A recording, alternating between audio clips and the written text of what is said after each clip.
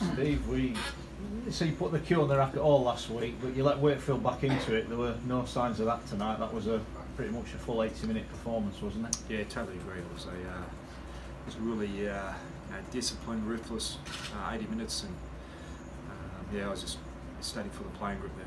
And that's been building for a little bit now, and they've still got a fair football team next door there. There's still a number of quality players there, and I was just really pleased with the platform we set from the first 20 minutes. I thought we were really direct, and then when we were direct, we played with short passing and then generated some ruck speed, and they couldn't get their numbers right, on short edges and long sides, and I thought we capitalised really well and played the structure really well throughout that 80 minutes. A lot will be made of Blake Austin and his performance. How impressed have you been with the way he settled into life in Super League? Yeah, really happy for Blake and Julian, his partner, and the kids there.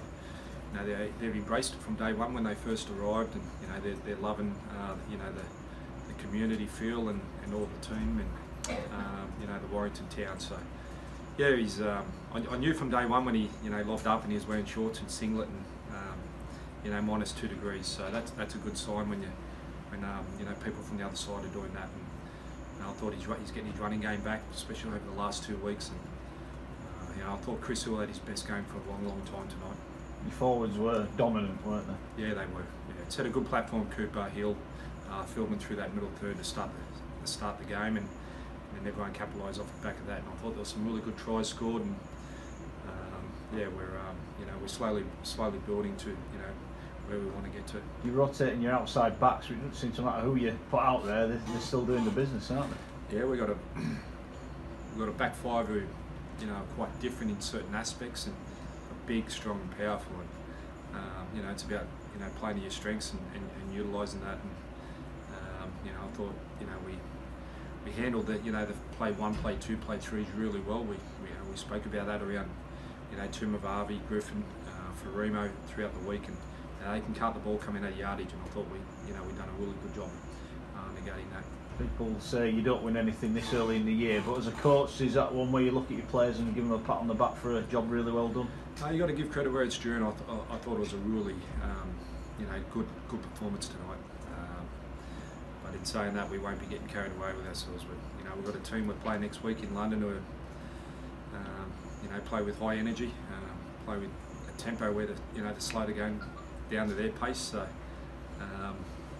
it poses different challenges next week. Then we go into St Helens and Easter period. So I was really pleased with a number of guys who got an opportunity who have been outside of our 17 today. And Harvey Levette and Tommy Lyon come back in today, and I thought he was great tonight. So the boys are in a good place. You've had to make a lot of changes tonight, Lee, but is it the attitude of the players that's been? Yeah, look, what did you say? 10 backs missing. We've got 10 backs missing. A heap of forwards missing. Not my best 17. Well, 17 blocks lace the books up in a black and white shirt, so I ain't got any excuses. It's obviously a tough one to take, but I guess it's important we don't overreact to the result. They're a good team. You've lost to a very good team. Yeah, they're red hot. We're down to our bare bones and not at it for some of the old blocks tonight. You had some tough defeats last year. Is this almost in a way tougher given where it is in the season? Or defeats are tough. There's 2 points, 1 point, golden point, 60 points. There's no nice way of losing, I don't think. What did you say after the game? Were you heated, animated, or? We don't want to put a line through this. I've done that in the past. The performances where let's move on, let's look at next week. But as I said, reiterate what I said, that them and Saints are on a bit of a different level at the moment, and everybody else is playing catch up to that. So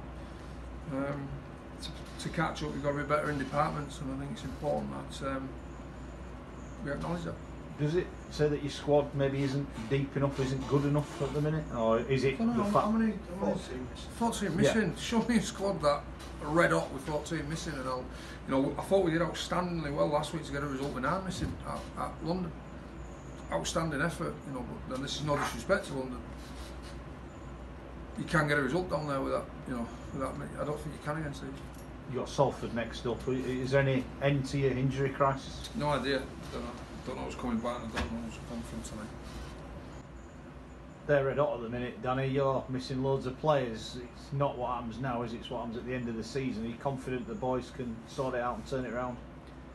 Yeah, but like you say, it's we've got to try and build and try and create a little bit of momentum ourselves. And at the minute, we're just ticking along with a couple of wins here and there, and then not the right performance. So like you say, business end is business end, and hopefully we can get some troops back and get some form.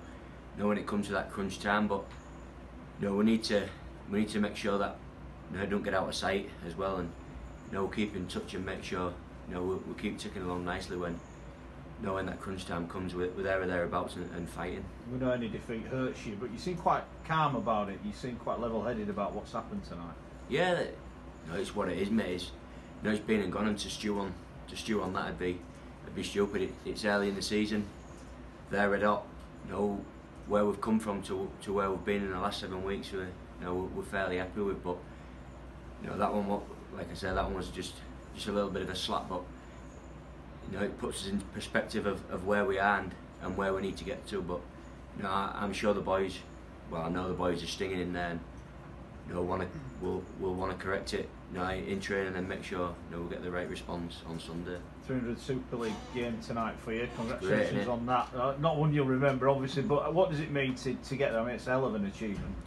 Yeah, it's special, but to play so many games for a team you grew up watching and supporting on the terraces all your life, to play one game for FC would have been a dream come true. But to play so many is I'm really proud of, and it's something that my family are really proud of as well. So I'm really happy. But next time there's a milestone, can no one mention it, because I don't think I've ever won one. I don't think I've won my 50th, my 100th, 150th, 200. I haven't won one, so can we keep it done next time?